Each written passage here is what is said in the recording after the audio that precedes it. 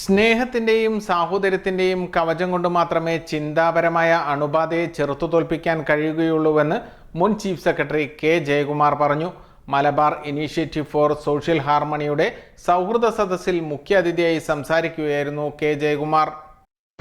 ഒരേ സൂര്യന് കീഴിൽ ഒരേ വായു ശ്വസിച്ച് ജീവിക്കുന്നവർക്കിടയിൽ അകൽച്ച തോന്നുന്നുവെങ്കിൽ ആ ചിന്തകളെ ചെറുക്കാൻ ശക്തമായ ശ്രമം നടത്തണമെന്ന് മുൻ ചീഫ് സെക്രട്ടറി കെ ജയകുമാർ പറഞ്ഞു. Malabar initiative four social harmony എന്ന് പറയുന്ന ഈ പ്രസ്ഥാനത്തിന് പ്രസക്തി ഉണ്ടോ ഇല്ലയോ എന്നൊന്നും എനിക്ക് അറിഞ്ഞുകൂടാ. പക്ഷെ കോഴിക്കോട് ഇങ്ങനെ ഒരു പ്രസ്ഥാനം ആരംഭിക്കാൻ കോഴിക്കോടിനോടും അർഹതയുള്ള, ധാർമ്മികമായ അർഹതയുള്ള മറ്റൊരു നഗരവും ഇന്ന് കേരളത്തിലില്ല. ഇത് കോഴിക്കോടിന് വേണ്ടിയിട്ടല്ല ഈ മിഷ് പ്രവർത്തിക്കേണ്ടതെന്ന് എനിക്ക് തോന്നുന്നു. കോഴിക്കോടിന് ആവശ്യമില്ല. പക്ഷേ മറ്റുള്ളവരെ കാണിച്ചു കൊടുക്കാൻ, ഇങ്ങനെയാണ് ഞങ്ങൾ കോഴിക്കോട് ജീവിക്കുന്നത് എന്ന് കാണിച്ചു കൊടുക്കാൻ ഈ പ്രസ്ഥാനത്തിന് സാധിക്കുമെങ്കിൽ മിഷന്റെ പ്രവർത്തനം സാർത്ഥകമായി എന്ന് ഞാൻ പറയും.